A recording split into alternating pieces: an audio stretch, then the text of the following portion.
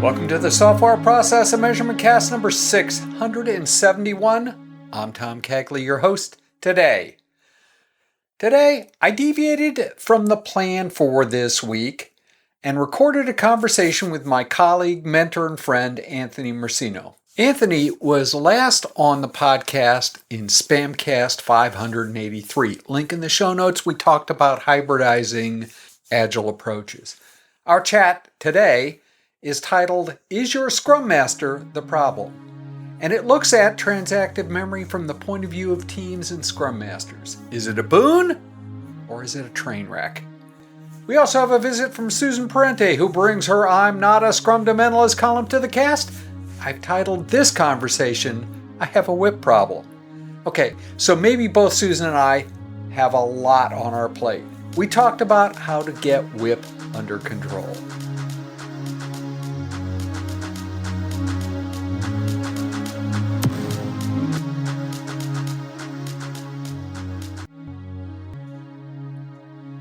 Anthony Mercino, welcome to the Software Process and Measurement Cast. Welcome back, I should say. Happy to be here, Tom. Happy to be here. Excellent. So, Anthony, we had a conversation, I think it was, a couple of weeks ago on Friday at the end of the day or something? I might have been drinking a beer. You were drinking a beer. We were having a coach's huddle. We do that every couple of weeks, which is great. I always learn a lot from people like you and Jeff Singleton and others. And you brought up this issue, and I was really fascinated by it. And you really caught my attention in talking about Scrum Masters and how they impact the agility of their teams. So, yeah, I wanted to talk more about that with you. Okay, so let's recreate that dialogue. Well, you started out with an anecdote about your dad. It was something about his birthday. Oh, do you remember what that was? Yeah, and that's about the least funny thing in that whole conversation, right? So, I rely on my wife to remember things like birthdays and other dates. She was in Florida with both my daughters and all my grandkids, and having a great time. So she didn't remind me that my dad's birthday was either nigh or at all. So about 10 days later, I was, middle of the night, and I woke up in just a cold sweat, knowing that I had really messed up. The concept, so this is actually a real thing. And the concept is called transactive memory. Teams store specific knowledge. And my wife and I are a team, right? It's not a very big team. And, Scrum would tell us that, that's 7 plus or minus 2. 2 is probably a very small team, but still a team. Arguably, right? By doing this, we can store information in different places and have a, sort of a meta, sort of structure so that, I know my wife knows birthdays.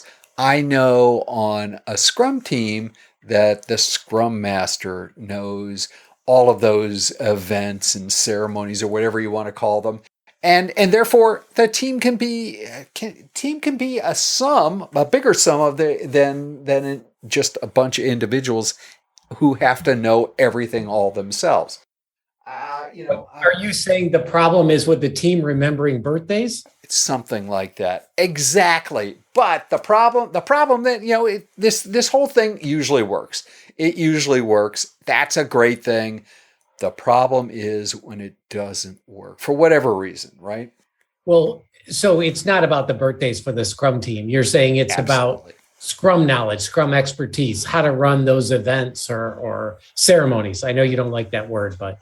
Yeah, it is absolutely exactly that. By the way, it could be birthdays, right? So a good team probably does celebrate birthdays. Somebody's got to know that. Maybe that's Mr. or Ms. Outlook that knows that, but somebody does, right? Right.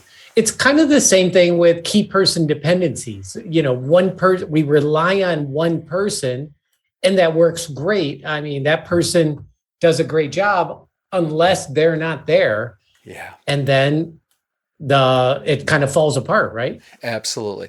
And arguably, transactive memory is something that I think humans have evolved to, so they can be, greater than just a bunch of individuals. But you're absolutely right. Things like, key person, becomes a problem if they leave. And let's face it, there are, unfortunately, there are all sorts of organizations that still have been stuck in last century's management techniques matrix, right? Where they form and reform teams so that you can't have that consistency. And all teams are dynamic to some extent. You have to have a mechanism to be able to deal with the fact that you've stored it all in one place and suddenly either it's gone or the person who had that piece of information is gone. So you actually have two failure points at least. Mm-hmm, mm-hmm. So, I mean, without getting into who's to blame, I mean, what can we do? Is it the team members that need to do something different? Is it the Scrum Master or coaches, leadership? Who should be taking action here or trying to prevent this? Yes. All of the above? I think so. By the way, my father ascribed guilt to me and me alone. I'm still working my way out of that doghouse. You didn't blame your wife? I did try to throw her under the bus, but that wasn't going to cut it. And I think he knew better than that. I mean, it's a puzzle, right? It's a puzzle. We have to create a scenario on a team, at an organization level, where there's at least support. We for the longest time we've talked about these things like T-shaped people. That top of that T kind of thing has to have some overlap so that if the Scrum Master is away. And it's one exact example of this. I was talking with a team, a Scrum Master on a team, and they pointed out that they had just sent out via Outlook what looked to be a random string of cancellations for their daily Scrum.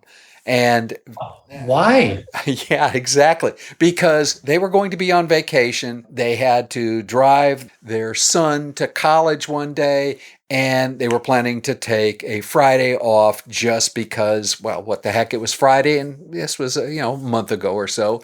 So it was probably going to be a really nice Friday. So therefore they weren't going to do daily scrums because the team didn't know how to do them. Wait a second. That's a little mind-boggling. The team doesn't know how to do a daily scrum. I could understand them saying we don't know how to do a retrospective, but a good Scrum Master, typically, that's one of the first things they'll teach the team is how to have effective meetings on their own, right? However, we live in worlds where sometimes the Scrum Master can make the mistake of being in a team too long, not rotating through, not getting exposure out other places, but also to believe in their heart that they are the keeper of the Agile knowledge and that it's not their role to do the Vulcan mind meld with the team and pass that on. Well, unfortunately, I see this often. You probably see this on occasion too. Well, what I see, and maybe I don't want to assume malicious intent, but what I see sometimes is that they're kind of the linchpin. They're trying to be indispensable. And if they teach everyone else how to do their job or how to work without them, then they're afraid that they will work without them and they'll no longer be needed. Yeah, that's a fear. Unfortunately, right, that causes all sorts of dependence. It works for a while, but it ends up being codependent. Well, I have this book, and maybe you have this book also from Seth Godin, Linchpin. Are you indispensable? And I guess what I'm wondering, like I remember reading that and thinking, yeah, I want to be indispensable to an organization. But if you're indispensable, you can't get promoted, right? Absolutely. And I could point to the book over here on my shelf. I have a number of Seth's books. Not enough to actually buy his Beamer, I'm sure, but he has written quite a few books, and they're all wonderful. I don't think that was his intent in terms of talking about being the linchpin, but let's face it, it does limit individuals.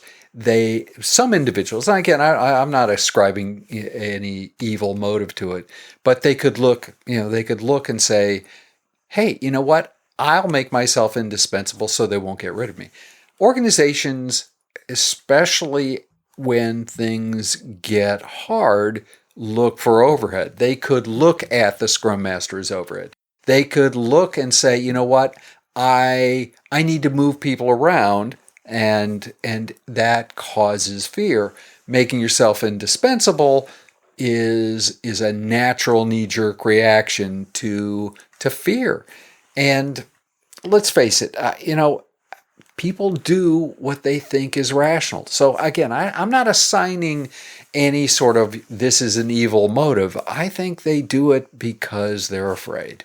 Mm-hmm. What about agile coaches? I'm guessing the similar behavior happens there, where I think one of the philosophies that you and I have shared is that we're always temporary. We're there to help build internal expertise and then work our way out of a job. Do you think that's how most coaches see their role? It's funny, when I was working on the Agile coaching code of ethical behavior, why we couldn't just call it the code of ethics? Right. That was one of the items that was written in. I got very passionate defending writing that into the Agile Coaches Code of Ethics.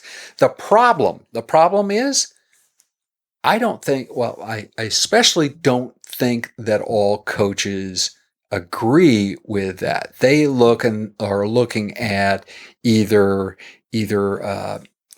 cash flow kind of things, or Right.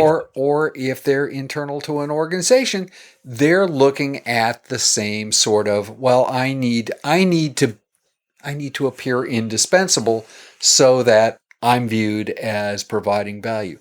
I agree. We coaches have a shelf life. Coaches should have a shelf life. They should rotate out. It's otherwise, you don't get to see other things. And that's, it's all about me. So, you don't get to see other things, but the teams and the organization, they don't get to hear other ideas and other words, and maybe even the same ideas, but phrased differently so that they resonate. I think everybody loses if you don't have some degree of fluidity. Well, and it comes back to your concept about the transactive memory. If I know Tom, the coach, is always going to be available, I don't have to, if let's say I'm an internal coach or a Scrum Master, I don't need to worry about learning stuff because I can always go to Tom, and he's read at least 10,000 books, from the view of the books behind you.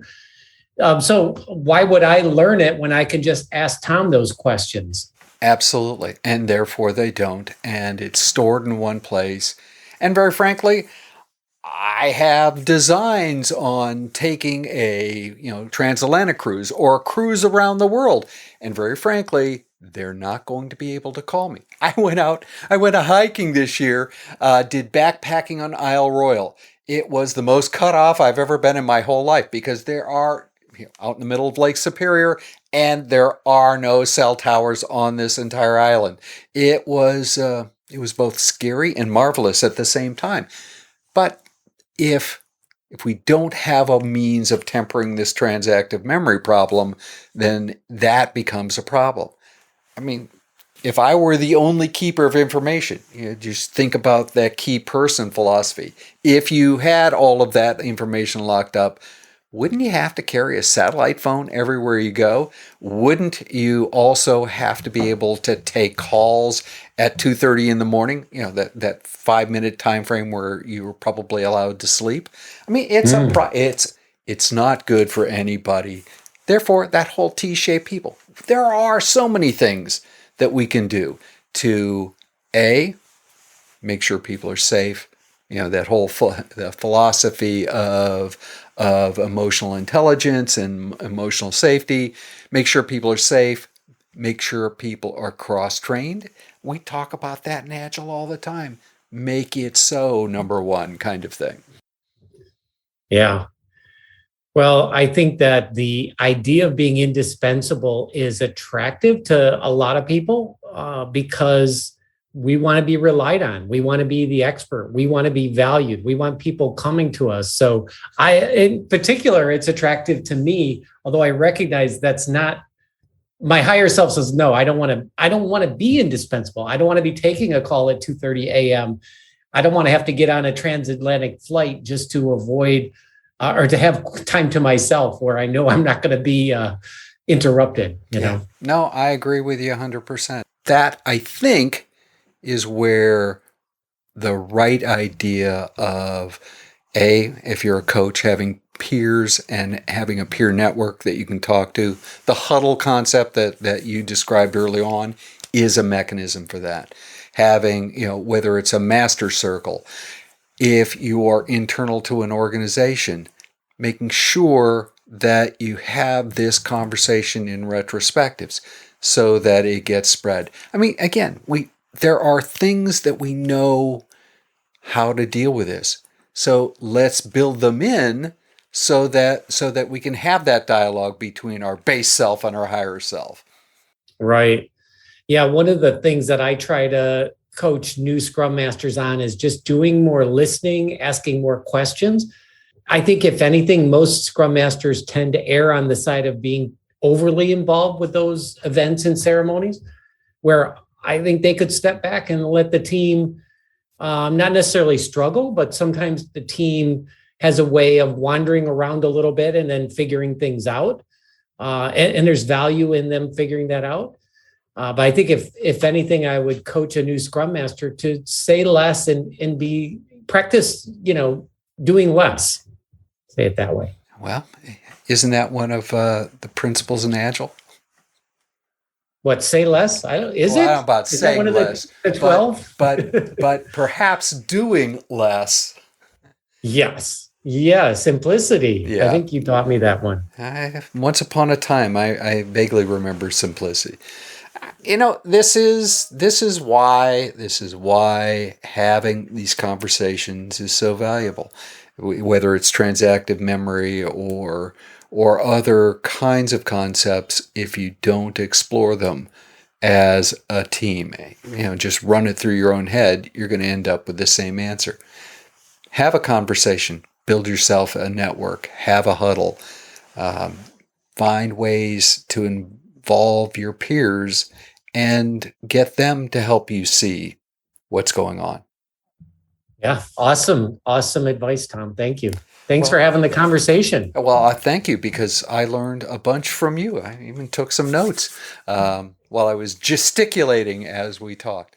Anthony, well, I wrote a blog post on it as well. I know, and we will point people at the Vitality Chicago blog, and that will be in the show notes so that they can go and actually read your blog on this on topic. Yeah, awesome. I'm looking to sign up my 20th subscriber, so whoever's 20th is going to get a prize. Excellent. Good. I'm enough. kidding. No. What? 220,000?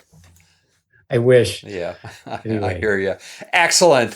Thank you again, Anthony, for coming and having this conversation and to some extent replicating the conversation we had the other day. Yeah, my pleasure, Tom. Always happy and always learning. I always learn from you when we have a conversation. And that's the point, right? I always learn from you. So the conversations are where you actually test ideas and hone them and bring things forward. Cool.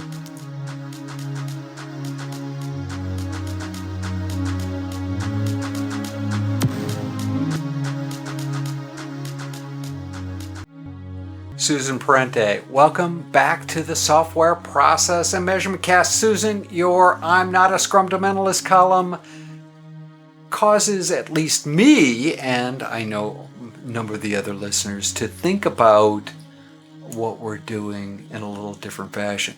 Last time we went through and started exploring using if my life or if your life was an Agile project, how would that translate, using that sort of as a metaphor to explore Agile from a little bit different point of view. And one of the things that jumped out to me as we were having that conversation was, and I'm going to admit to a problem, I have a WIP problem. Work in process, or work, definitely not always in progress. So work in process problem. Lots of things get said yes to, and they may be on the backlog, but it's my backlog. I go through a process once a quarter of throwing everything away and starting over. This is just the beginning of a new quarter, and right now I've thrown everything away from last time, with the exception of I've got to do billing once a week kind of thing. Other than that, right, if you're going to use the metaphor of your life as an Agile project, how do you deal with WIP? Yeah, it's challenging, especially in your life, because like you, I mean, we're both sort of playing a big game. We've got our hands in a few things, we're doing a few things, and so we make commitments to do things. One might say, well, don't you have enough on your plate? Shouldn't you say no? If you've ever had your own business, you probably know that no isn't a good thing to say. It's maybe not no, but maybe not now. Right. So you say, yes, I would love to do that. This month isn't great, or this week isn't great. I've actually learned to not plan things for the week I'm already in. So there are a few exceptions to that, customer emergencies, urgent items. But I found myself spending so much time reorganizing that it wasn't working. And this is actually really relates to Scrum and Agile, because once you're in the iteration, you should never rescope the iteration. And so I actually applied this to my life and realized how much time I was wasting by rescheduling things inside of my week iteration. Okay, so I almost misunderstood. So if somebody came to you, you'd plan perhaps for the next week or the week out or the next month, but you wouldn't interrupt the current week. And I heard all the caveats, and I understand them, and there are some that you just have to deal with, right? It's an emergency. Or if it's some of your other stakeholders, your dog has to go to the vet, somebody chops part of his finger off. Yeah, there's all sorts of things, right, that could complicate issues. How did you come to the idea of leveraging that piece of Scrum lore, right? And don't replan or don't rescope the sprint while you're running it. How did you get to that into a real life scenario, so to speak? It was when I started my business. I'll say about 10 years ago, maybe slightly less, but about that time. I was volunteering with the PMI chapter, the Southern New England chapter, which is Connecticut and Western Massachusetts. And if you've ever volunteered with an organization, professional or any other kind of organization, you know that they will take every and any minute you will give them, and they will probably ask for more, right? And it's great because it's a great organization. You want to give your time to it. But what I was finding is that people were making requests the week of for things. So in particular, in a situation where you're not getting paid, it is very reasonable to say, yes, I can do that next Monday. I mean, basically, it's not a long wait for people unless they're asking you something on Monday or Tuesday. One way around that is to kind of keep Friday for don't schedule anything for on Friday. So keep that to do anything that people ask for that week that need to be done that week. But for the most part, like if somebody contacts me on Wednesday, Thursday, or Friday and wants to meet or do something, I'll say, great, let's schedule that for next Monday, Tuesday, Wednesday, etc. It's not that far away. And I found that this works well because I'm keeping my priority. So I'm not planning too much in advance. I'm planning the next week in that week, right? For example, if Tom said, "Hey, let's schedule, let's do a podcast," I will rarely, if ever, say, "Yes, let's do it this week," unless there was some urgency required. So I always say, "Let's do it next week." So I get it on the calendar. That also means that I have room on my current week calendar for emergencies that show up, because there are, like Tom said, there are always emergencies, personal and otherwise. You don't plan up to 110% capacity at any one time? No, I don't. But amazingly enough, I do end up operating at 110 capacity by the end of the week. So, but I don't plan for that.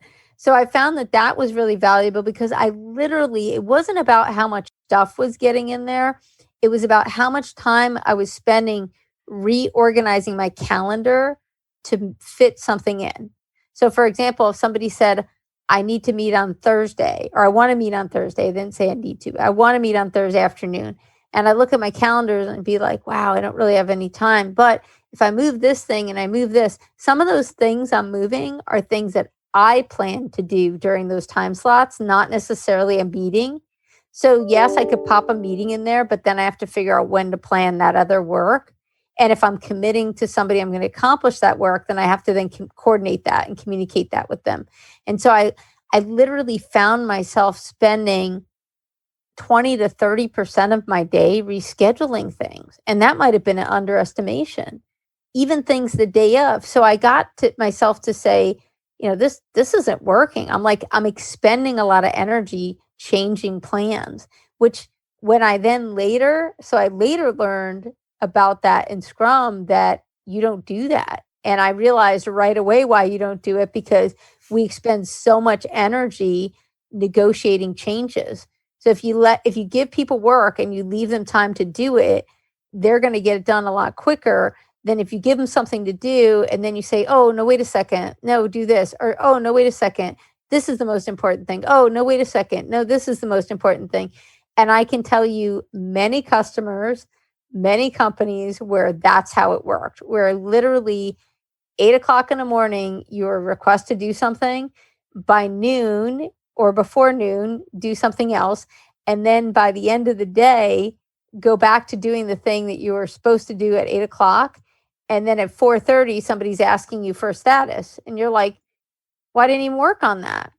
Because you assigned it to me. I started doing something. I started thinking about it. It got reprioritized. Then I started working on that. And then at the end of the day, you change the priority and now you want to know what the status is. Well, it's simple. It didn't get done.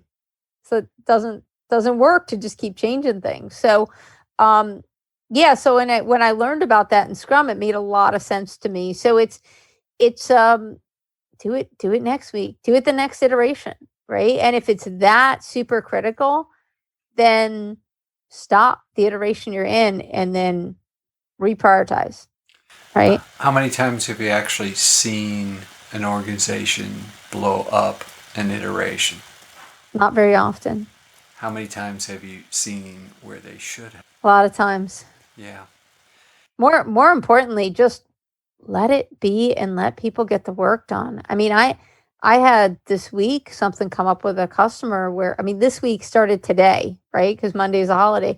So this week, today, what came up was that a system that was supposed to be priority 1 got to be priority 2. This other one sneaked in as priority 1.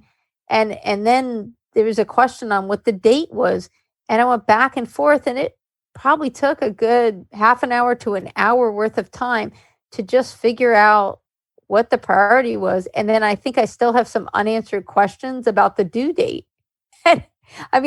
That's ridiculous. And yet somebody somewhere is marking performance based on whether we'll meet that due date that I'm not even really clear on what it is right now. So which is wonderful, right? And so, and then you tell people this and they're like, well, we can't move the end date. I'm like, okay, can you tell me what it is anyway? Even though you can't move it? Like, could that still be possible to tell me so I can prioritize it? Yeah, I didn't ask you to move it. I wanted to know what it was. Yeah. And I mean, I have a situation growing right now where I'm under-resourced and too many tasks that are going to come at once because some of them were delayed, some of them were moved up, and it happens, but let's give me a priority and that's what we're going to work. And the customer doesn't want that. They want to say there's some way I'm going to do it all. I'm like, okay, I could do it all if you don't care about quality. Like what aspect of quality are you willing to give up? No, nobody ever wants to do that. No, So- but that's actually what you're absolutely right. That's exactly what happens. Whether it's a report that you're writing or a piece of code. I mean, and that's where that whole idea or concept of technical debt came from. People do rational things, and it may not sound rational, but if you're trying to get something done between a rock and a hard place, then you're going to make choices. And they're the right choices at the time. Yeah, and it's surprising how many people don't support that. So not only does this client not supporting it, but I'm not the head on that contract. So I'm the project lead, but I'm not the head on the contract. And so I'll push back to the contract head and they're kind of like, well, whatever makes the customer happy. I'm like, you're not looking at the long game here, because whatever makes the customer happy, you might end up losing resources because you're treating people like very poorly, like just get her done, figure it out, right? And so we want in Agile, we want sustainable work, like a sustainable pace. That's very considerate to people, but it's not just about being like emotionally considerate.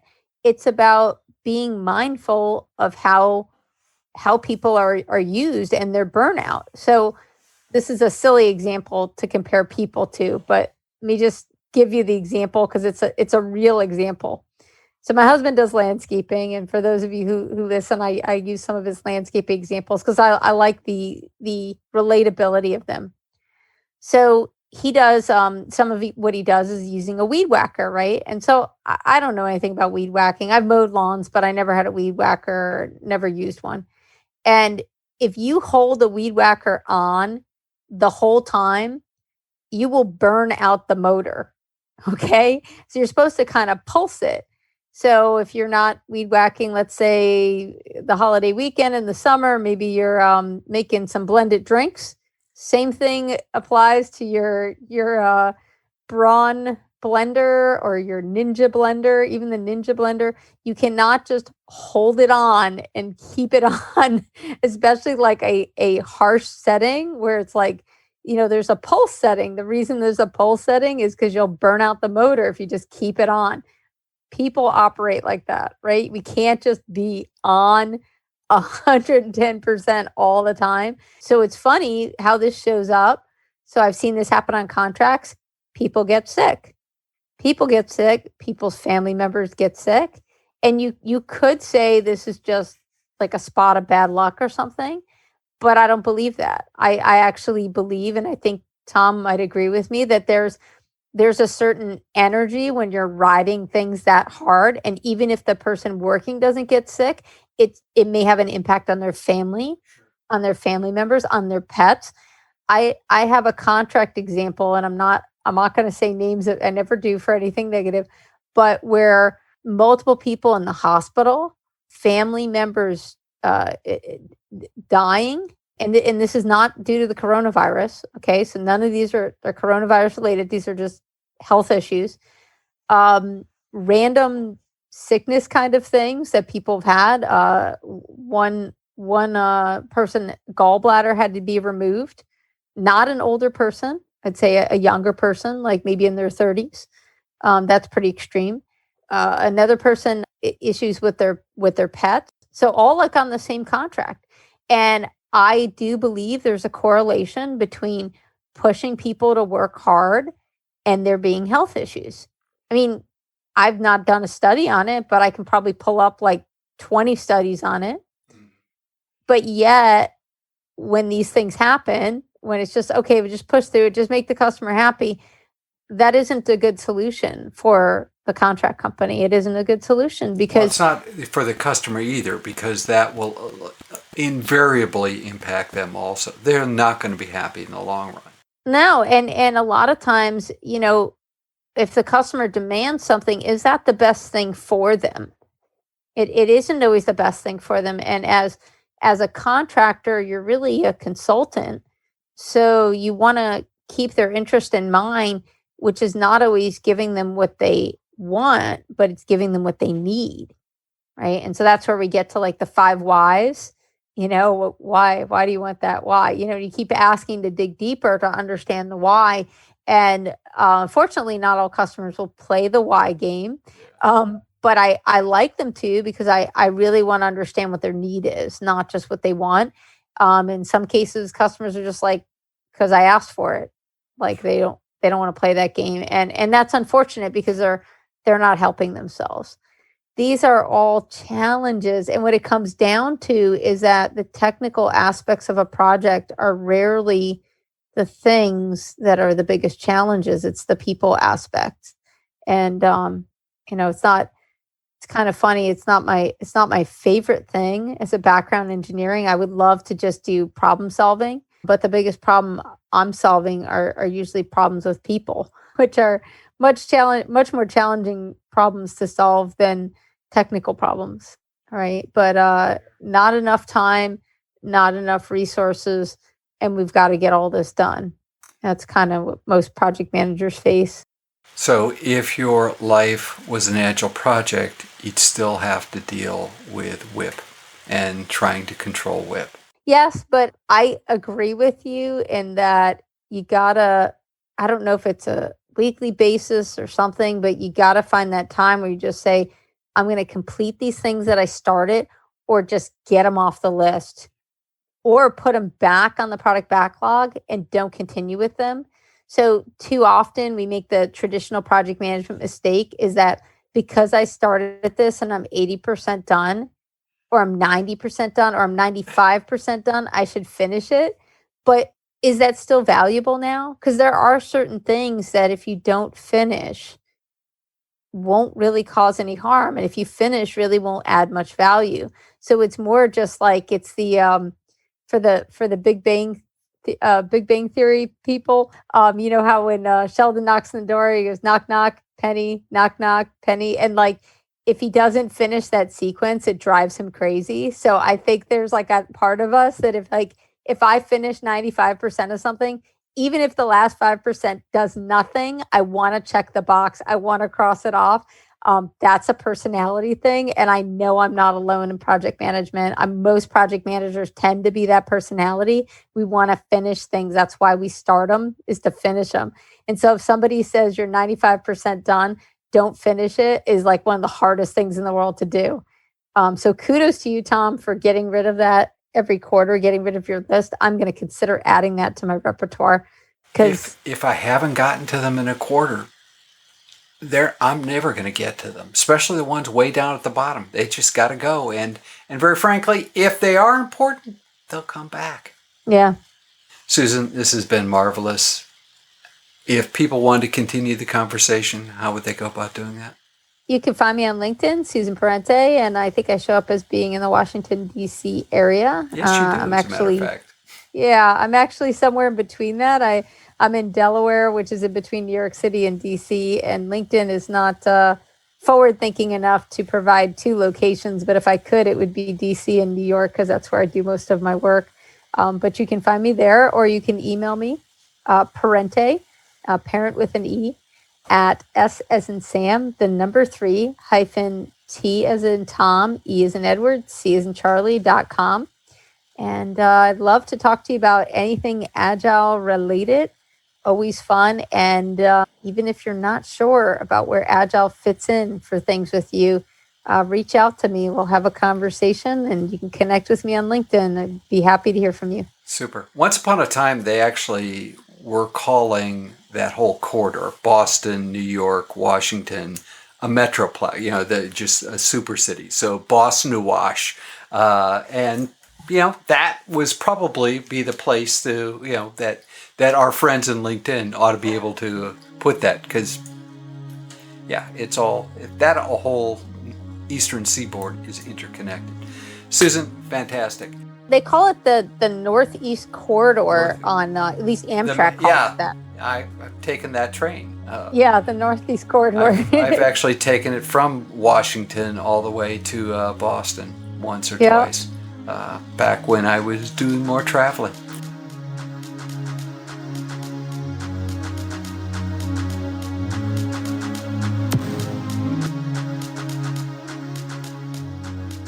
In upcoming events, Tom Henricksen delivers one of the really great online conferences. Matter of fact, probably one of the first online conferences. This year, he's up the bar again. I really, really recommend that you get in. You can do this for free. You can also get all sorts of other options to up your game and up your enjoyment of the summit. Link in the show notes. Early bird pricing for the non-free options is quickly coming to an end. Regardless, I think you should sign up. Use the link in the show notes. In Reread Saturday News, in Chapter 1, The Age of Software, Kersten established that we are at or just past a turning point. Those that do not embrace change will face grave difficulty surviving the next cycle. As a consultant, I work with companies wrestling with trying to transform. Not all succeed for a variety of reasons. In Chapter 2, the author highlights and compares the lessons derived from his visit to the BMW plant we talked about in Chapter 1, his study of the development of the Boeing Dreamliner, and transformation failures at Nokia and a large bank. In the next Software Process and Measurement Cast, number 672, Jonathan Lee and I discuss Disciplined Agile, DA. DA is an approach to scaling Agile development. We discuss how it's different from other approaches and when Jonathan would recommend using DA. If process improvement is a never-ending journey, why do so many people ask, are we there yet?